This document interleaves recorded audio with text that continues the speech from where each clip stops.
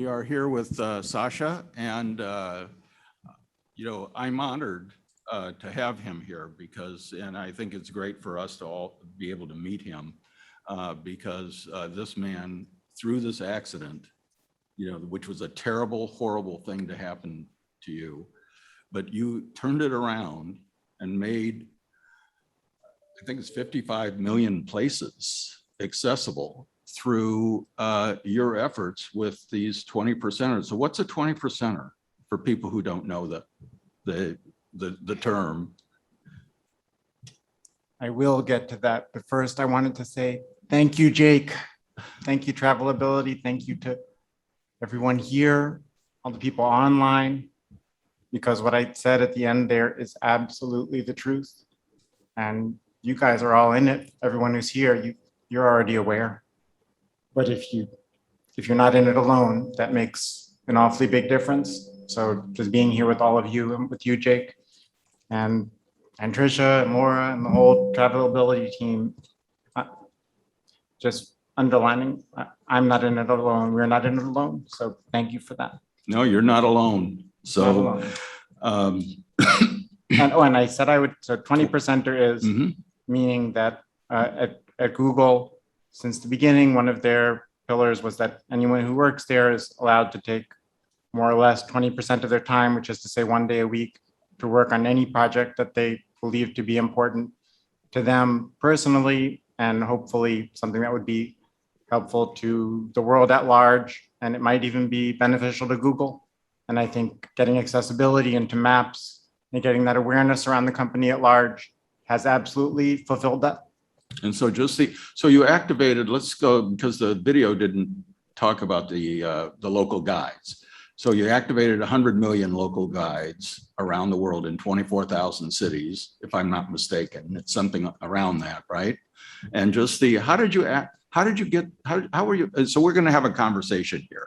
How did you motivate them to actually go out and research 55 million places for their accessibility, for their accessibility? Good question, because getting people to do anything, to getting someone to fill out your survey or even to stop on the sidewalk to answer a question, hey, can I bother you for a second? Everyone is busy. Everyone has their own priorities. But these local guides, it turned out there are people like this all over the world, and we activated them very simply by allowing them to share what they love about their own communities. And it wasn't just around accessibility. So I should say it was people who wanted to share photographs, who wanted to share about the best Chinese restaurant in their town, the best place to grab coffee. And it took me a while. At first I thought, so who are all these people contributing? Until I finally went to one of the summits where we gather a small set of them every year. People can apply to be part of it, and we fly them out to San Francisco. And it was so inspiring, but really humbling to meet these people. And I realized, oh, these are the people, broadly speaking, that when you go to a town that you're not familiar with, you're sitting on the plane, you're on the bus, you're on the train, and you turn to the person sitting next to you and say, oh, miss, can you tell me, is there a good place to get a cup of coffee near the train station? And this person is just that kind of person that says, sure, there's this place down the block that's run by my friend, but also across the street, there's this cool farmer's market on Saturdays if you're around. And also down the block, there's this antique store. And there are people who just wanted to share and have that belief. And once we told them that accessibility, once we got the word out by email, by whatever it took, that this is something that could help a lot of people, it turned out there was a great cross-section between people who wanted to share about their community in the first place and people who wanted to enable and empower people with disabilities, because everyone knows someone in the end, and you just have to open their eyes a little more.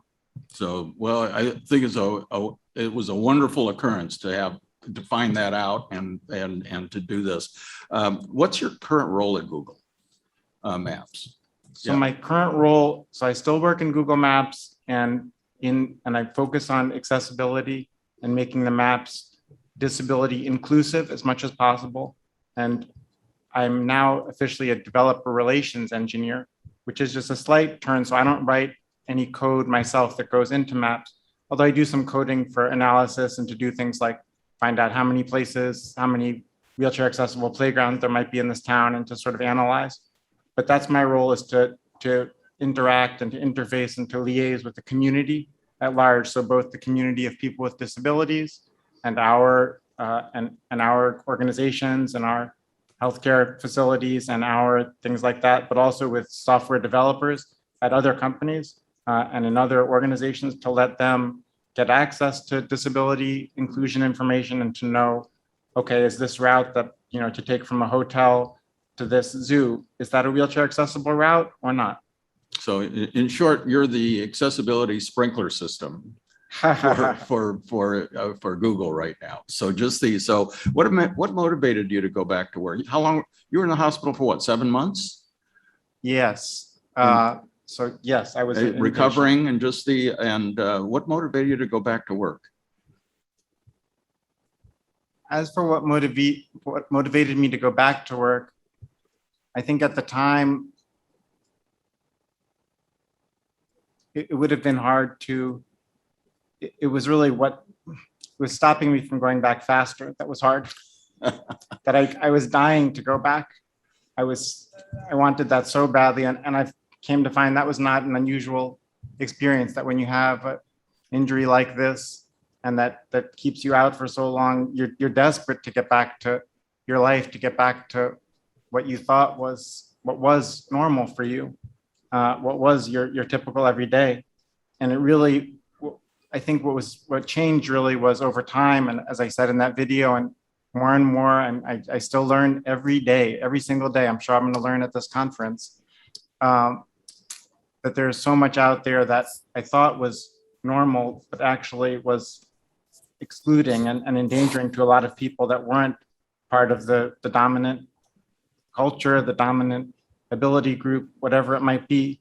And so once I started trying to get around New York and around other cities that I came to visit, what motivated me was, as I said, there's this whole hidden world. Many people are being excluded, and we can do more. We can help those people, but also help, as this group is about, help the businesses, help the zoos, help the hotels, help the museums, because they want those people to get in. Nobody is trying to exclude people, but it's more just, oh no, we never thought about putting that in, and it's building the awareness. So that's what I wanted to do.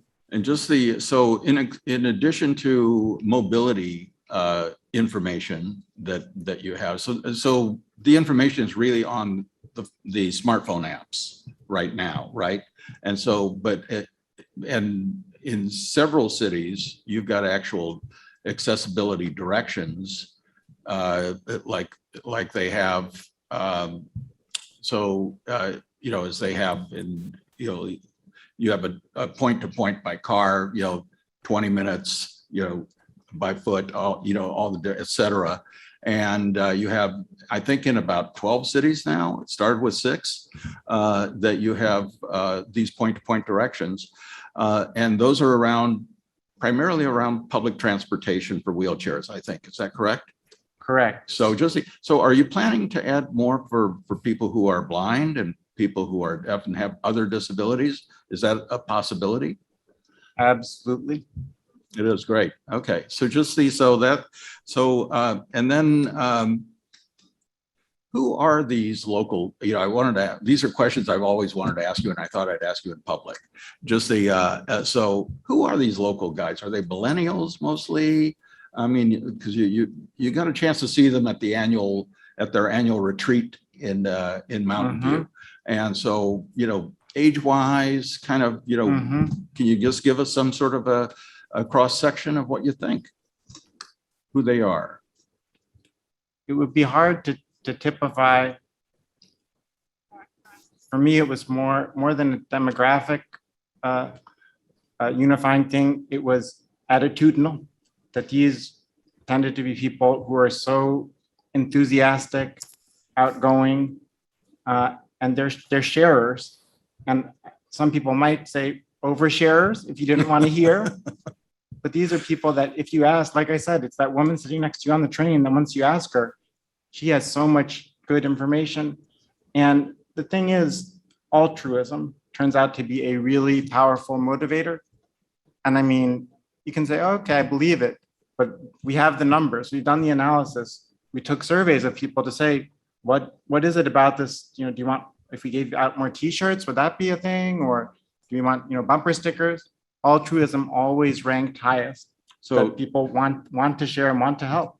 so, but in general, would you say there weren't many grandmothers, were there, in this group? Just and I mean, would you say they were just like, and the reason I ask you I can think of several grandmothers and grandfathers who were there, but it's true. It's mostly a young, there more younger people because there's a lot of technology involved. And so this is something that I wanted to bring up because we're all here to be proactive about accessibility. And what I noticed in over a 2-year period is that I think in the travel industry, I think 15% of the people are kind of really aware and want to be proactive, and there are 85% that are not. And and for them, it's for a big portion of that 85%, it's a must-have. It's a nice to have, but it's not a must-have. And in between nice to have and must-have is cool to have. And I think you found that audience to where accessibility is a cool thing to have. And I think this is, and this is why millennials, who everybody's targeting right now, basically who have grown up with the ADA in place, think that, that accessibility is something that should, that they're for, and it's really is something cool for them to have. And I think they're more altruistic than others. So anyway, the last question I wanted to ask you is so right now, how the apps work is just like a Google Map app. You basically go in and toggle accessibility, and then all the accessibility features basically are present. And so that doesn't work for people. That works in real time, but for travel planning, for people, they plan on a desktop. So are there plans that we can work with you on to basically scale this to the desktop so it's up more in the upper funnel as people are traveling? Yes, there are. And I'm glad to say that they're not only plans, they're projects that are in progress right now and experiments that we are actively working on. And to be succinct, I would say there are 2 parts of it. One is, as you were said, that right now there's a setting, so you can go to your user profile and say, yes, show me more about wheelchair accessible places or just accessible places. And you'll tend to see, and the little icon with the wheelchair will come up, you'll tend to see it more. But we're doing experiments to have it, to start turning it on by default and just make it a thing. So just like you see, 3 stars and 700 reviews, you'll just see if it's accessible. And then also we're working on projects within GMB, Google My Business, where all the people who are business owners can start using their desktop app to say, my business has this, that, and the other wheelchair accessible feature. And we're adding more and more features into that, not just about wheelchair accessibility, but also vision, hearing, and others. That's great. So anyway, I want to give him, Sasha, a round of applause. We're so grateful to have you here.